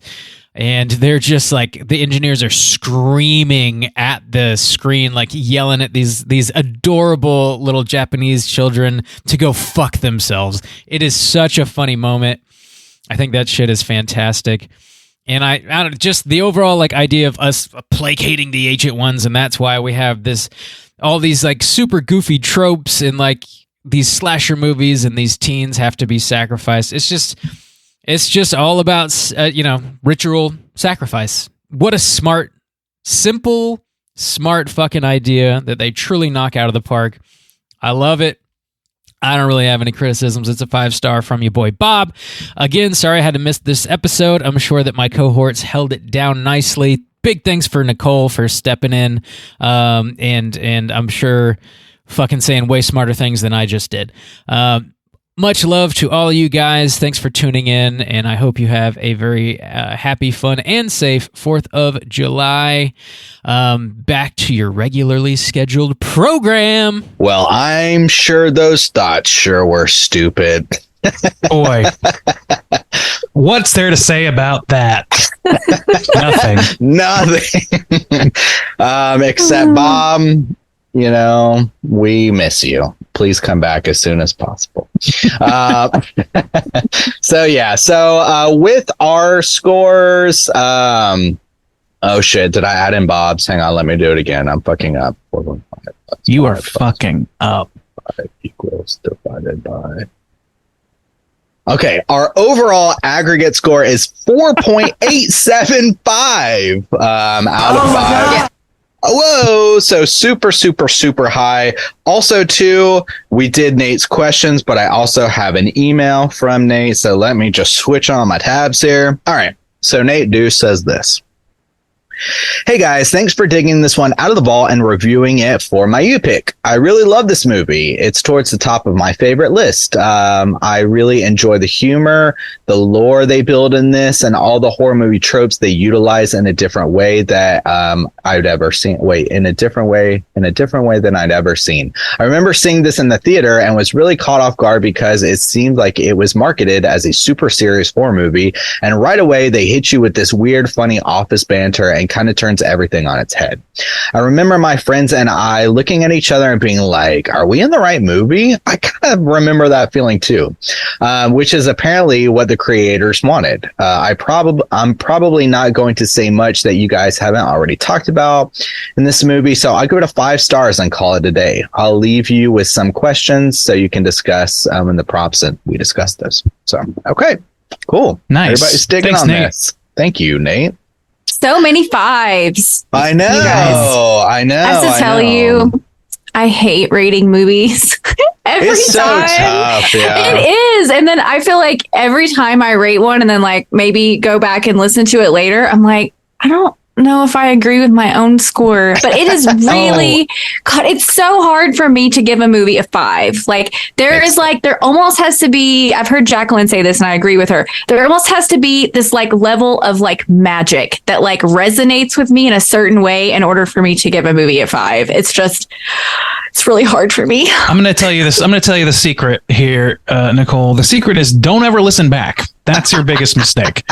Don't listen to what you've said in the past. Don't think about it. That shit's gone. Don't Put ever it away. hold yourself accountable for anything. No, Randy, accountability don't is for give in. suckers. Don't give in to the man. We don't put numbers on art.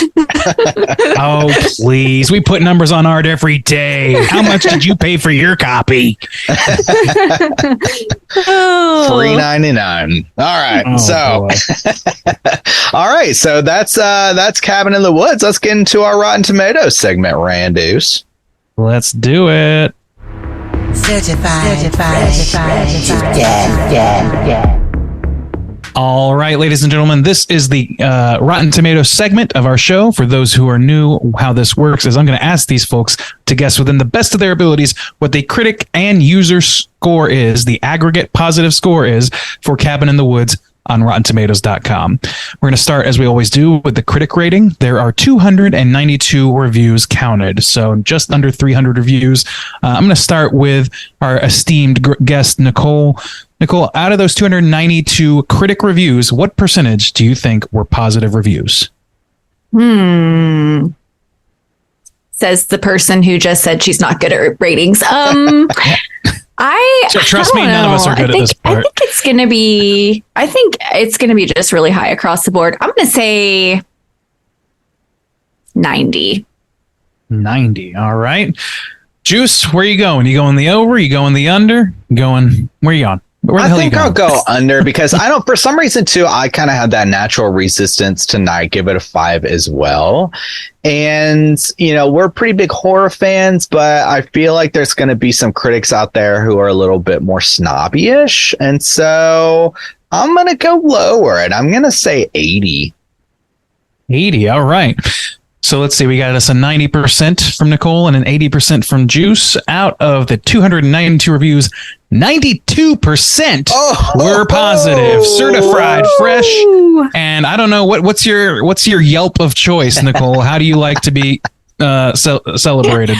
Okay, well, I will be the Bob stand-in, and I'm gonna have a hell skeet. Oh, you want a hell skeet, eh? Yeah. All right. Yes. Moving to glory. All right. Someone's got to represent. I think you knew that. All right, Juice, you got one more chance to prevent a sweep. Ooh, no sweeping today.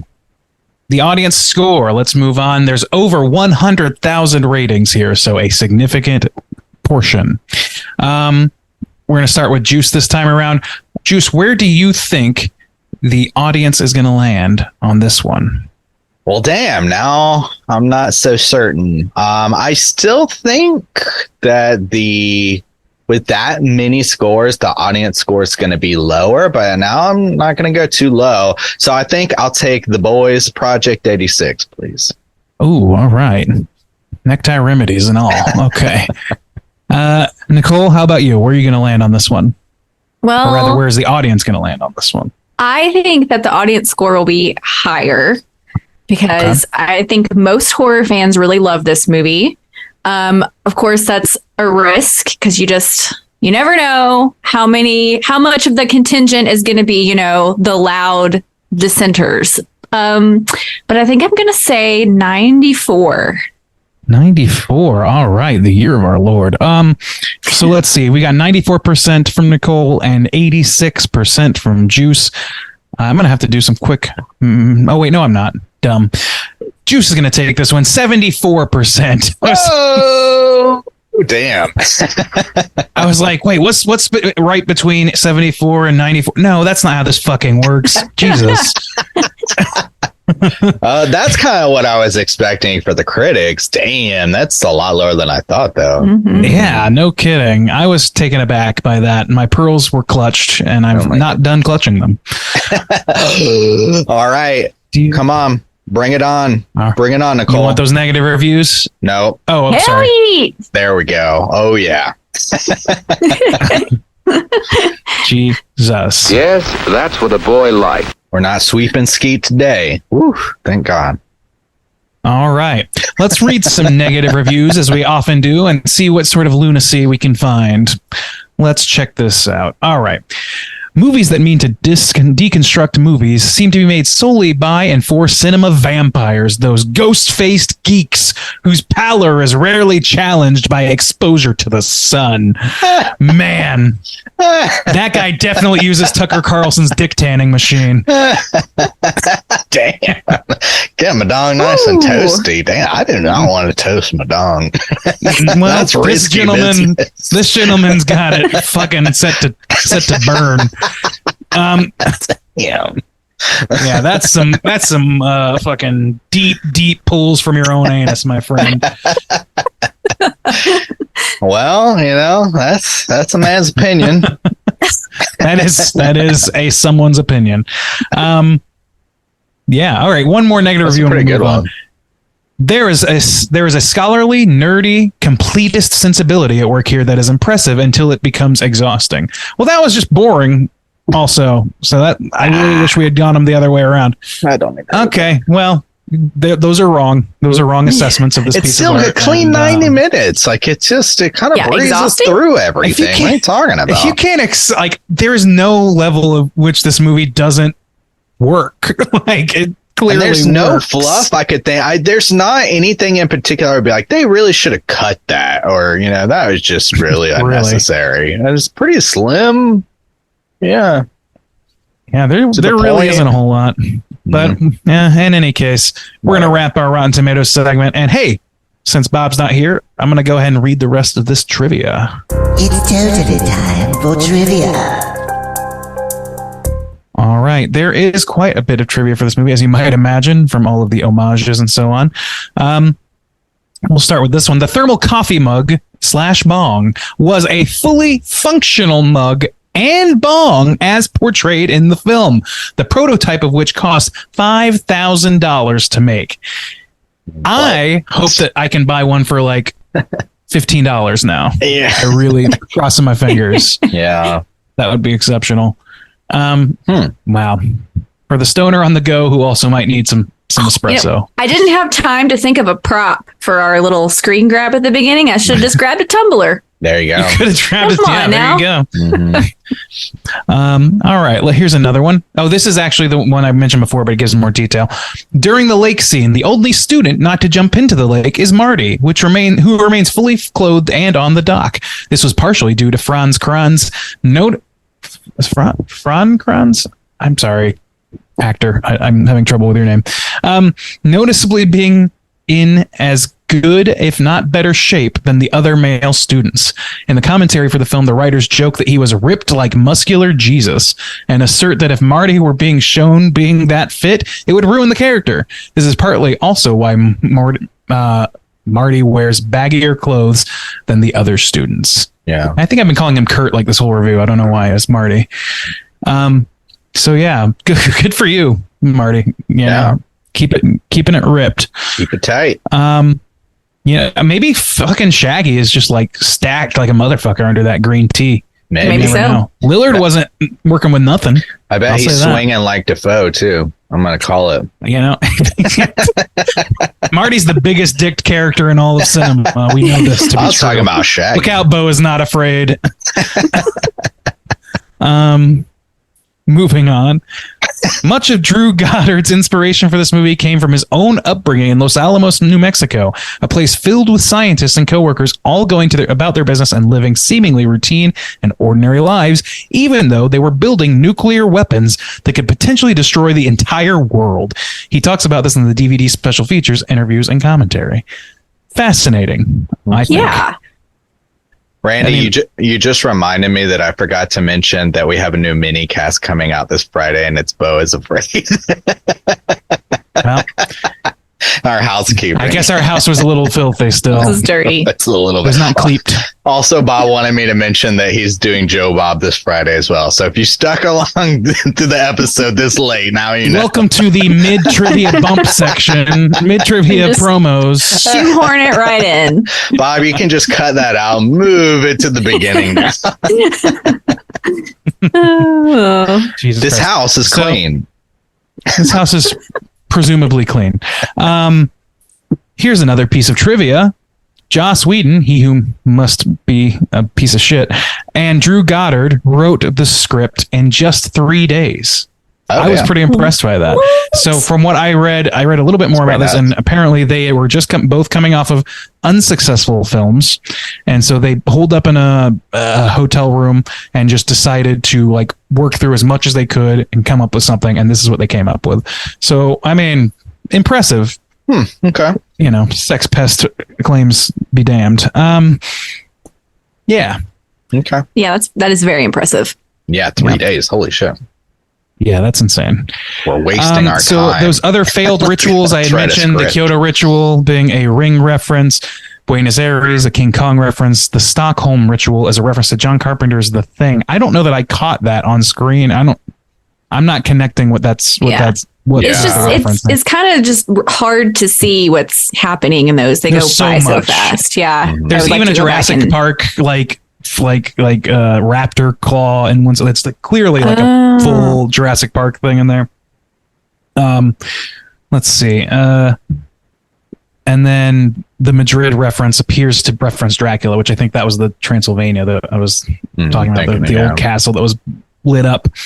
And on top of that, I found another article that details more of this stuff. Oh yeah, there is a thing somewhere in there. But there was some sort of creature from the Left 4 Dead video game series in one of the cubes, which I didn't know. I wouldn't have known. There is some Ku Klux Klan members in one of the cubes. Damn. Monsters that they are. Let's see. And yeah, I think that's all that I found. Yeah. You just you could dig through those fucking cubes forever and find them. Yeah. There are twins that are like the Shining twins in there too. And there's all kinds of things. I won't spend any more time on that. The Latin that Dana reads from the diary reads dolor supervio caro, dolor subliminus caro, dolor ignio animus. It means pain outlives the flesh, pain raises the flesh, pain ignites the spirit.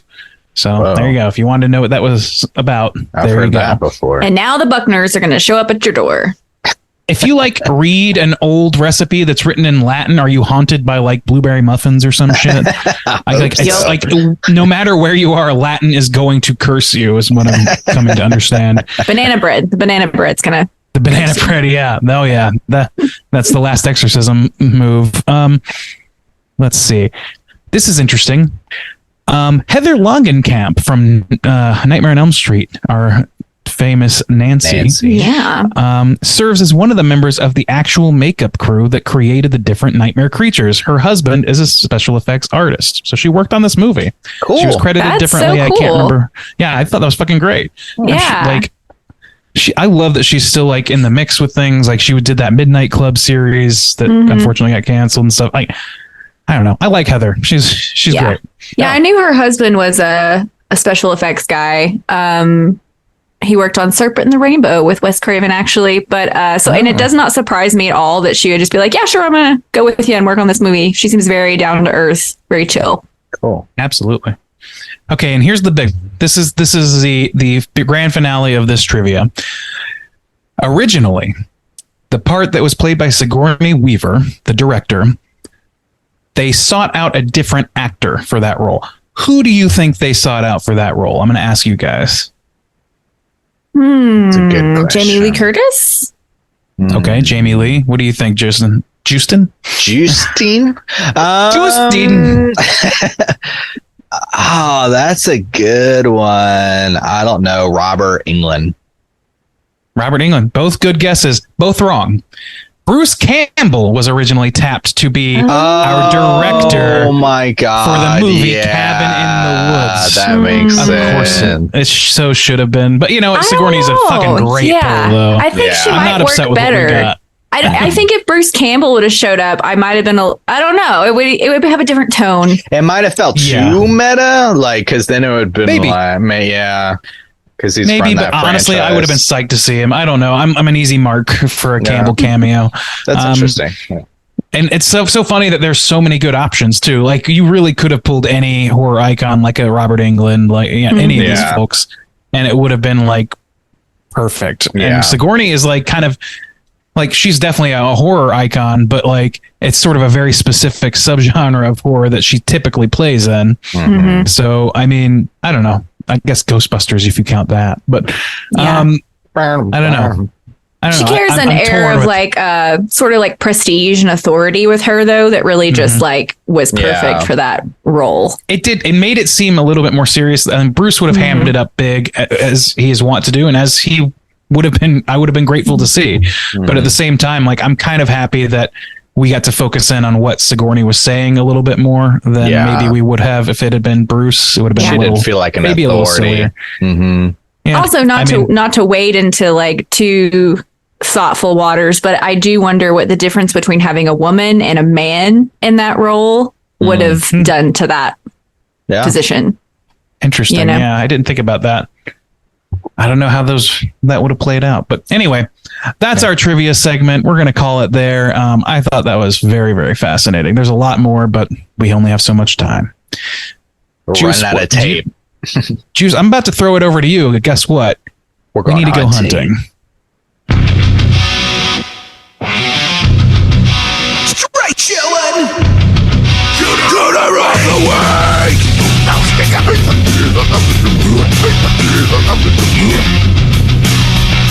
Juice, lay down the Cooter claws here.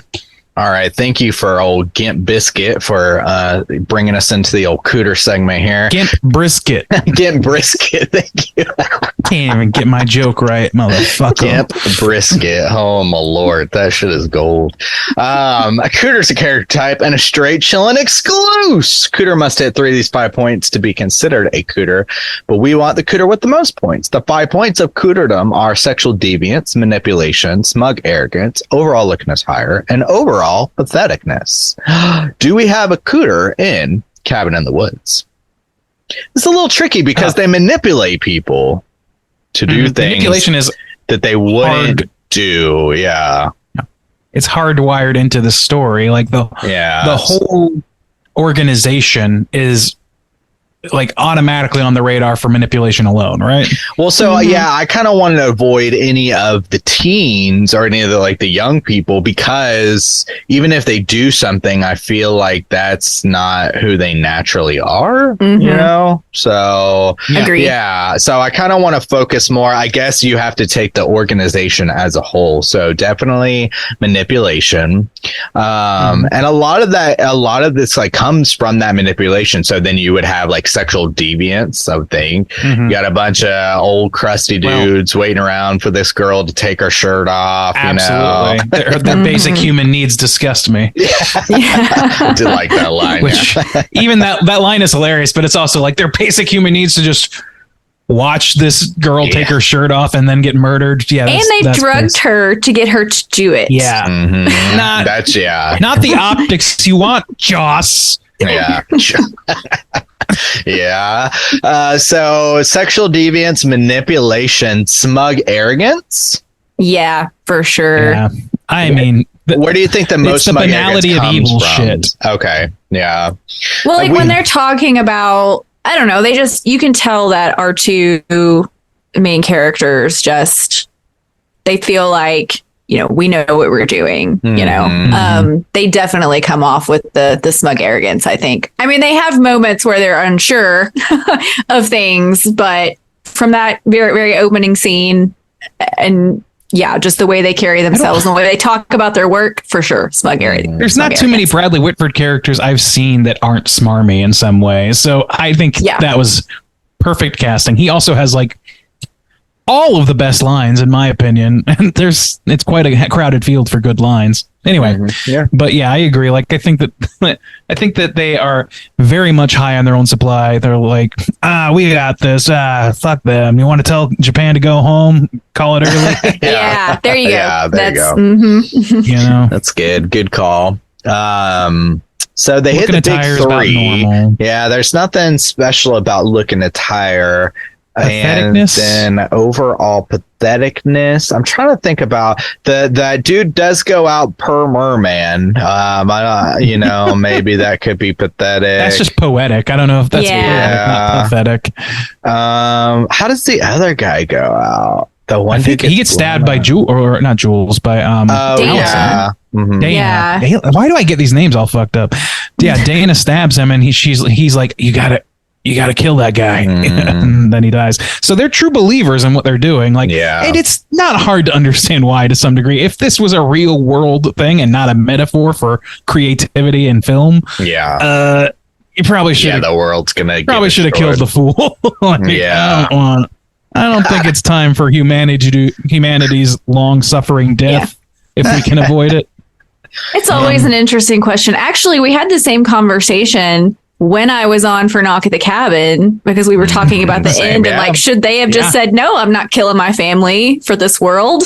We're just going to live in the apocalypse together. And I think we agreed that that would have been the better ending. So here we are. The trolley problem, it's always rearing its ugly trolley head. Yep, just buy a raincoat. What were we talking about? I don't know. I think we were talking about Cooters. Yeah, I think we got them coming off. Yeah, well, I think we got them. I think so too. The organization. Here's the distinction that I want to make, though. Actually, I did want to make this distinction. There's the organization, and then there's the vengeful gods. Evil, vengeful gods. But see, okay. So that's what I was my mind was thinking about too. Is it's kind of like that lost problem of you're doing this, you've come into this organization, you follow these rules. How do we know this? And so they're like, oh yeah, the gods like that. Their Pete's like, how do you know? Yeah. Anybody down there talking to the gods? I don't think so. So Dana, fucking Zool's down there talking to him. So I mean, it's all hearsay in the court of Cooter. I don't know if hearsay is it's hard evidence. I think they are. The thing is, we know that the gods exist. We see a god hand, so we know they exist, and they are the ones that are demanding all of this, up to and including the tit shots. So I mean, Yabos. So are the evil, vengeful gods, aka moviegoers, aka film as a whole, the Cooter of this movie too? I don't know. I feel like they kind of go hand in hand. So if we got one, we got the other, I think. Yeah, that's fair enough. I think it's a little assuming, but we this don't is one care. of those abstract. You just want to You really want to just sit down and have a nice long form debate with the evil, vengeful gods and figure out what's really going on? I just want to hear their side, I mean, I'm just asking questions. Maybe I'm just evil, here vengeful gods have our best interests at heart. Yeah. I'm not saying. What do you really need? I'm just asking questions. I'm just asking questions. Just ask questions. I mean, questions never hurt anything. All right. Either way, I think we got them. Let's see. I think we should probably skip what you've been watching this week. How do you feel about that, Randy? We're democracy here. If that's what the Iron Fist wants, then who am I to complain? Evil, vengeful god Soju has some plan in mind. Let's follow along. Oh, God. Okay. Well, how about we don't have any voicemail segments for this week either. Do you have any prompts that you want to throw out for next week? Well, I guess that depends on what's coming next week. Let me take a gander. Straight chilling totals. We are on the ball. Welcome to intermission. Okay. Rock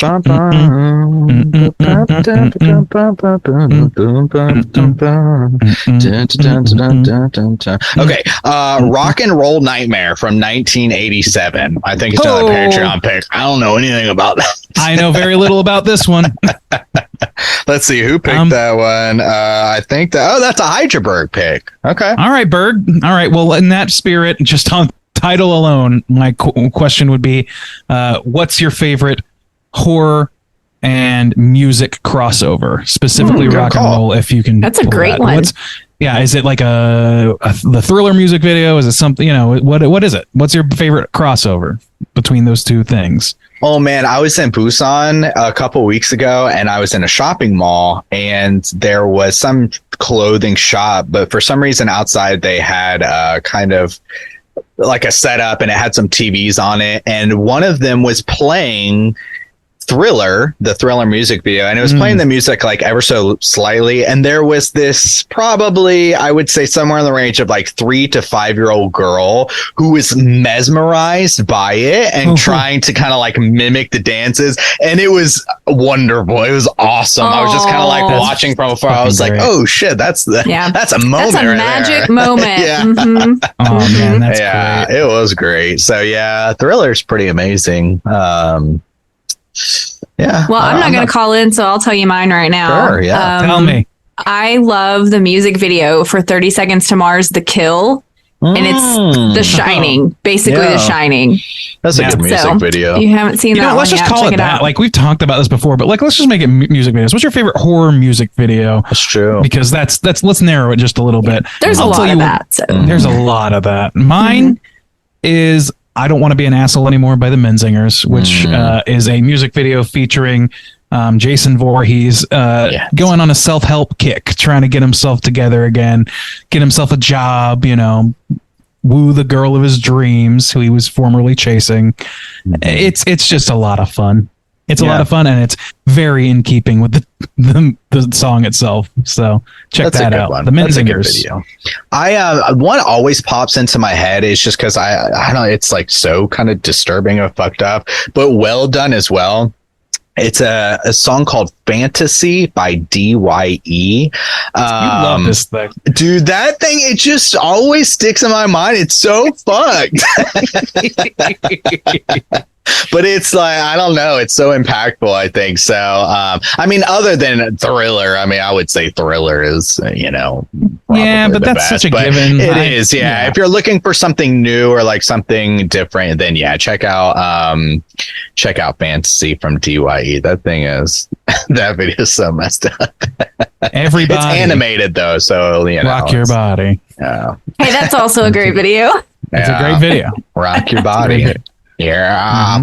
All right. Well, thank you again, Nicole, for filling in for Bob. You did a wonderful job. We didn't even miss him. Does he need to come back? Questionable. But what the hell's a Bob anyway? Thank you for filling in. One more time, could you please tell everyone about Light and Shadow, where they can find you? Sure. First of all, just thank you for not asking me to do Bob's job. because Oh, no. I would have ran this show right off the rails. Bob, you're much appreciated. You're the glue that holds it all together. So you can find me on all the podcatchers.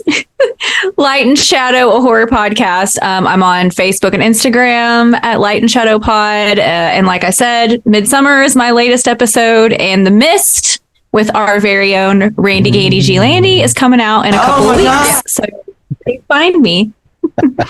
Yeah, nice. I've been enjoying the religion coverage. It's been fun. The religion watch 2023.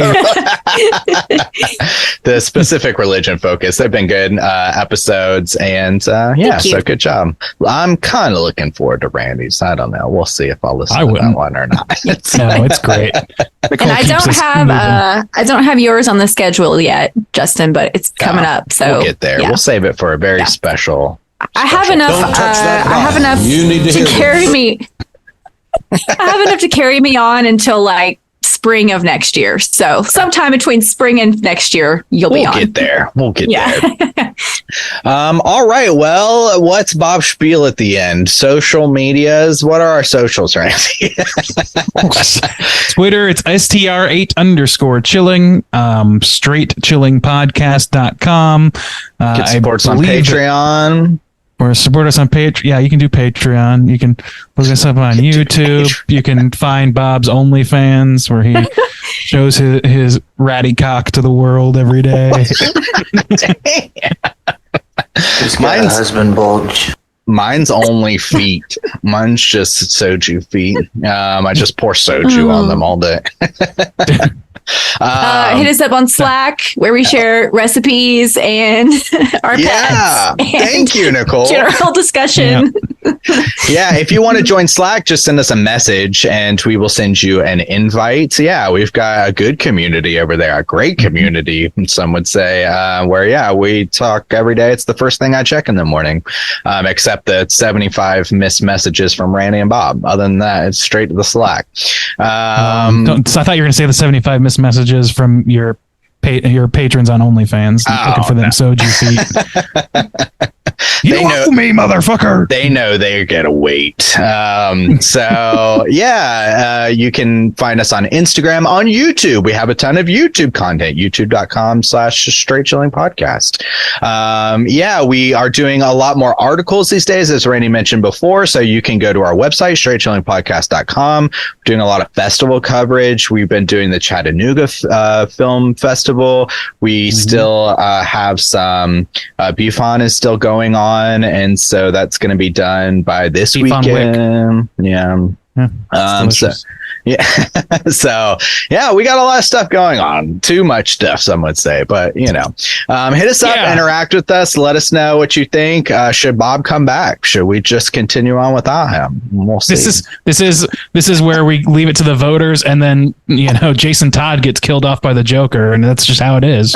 We just have to roll with it narratively. Yeah, well, Bob's dead to the world now. You He's don't off want the Bob show. anymore. Bob's gone. This is a democratic republic up here. All right. Well, thanks for tuning in. And until next time, don't forget to keep chilling.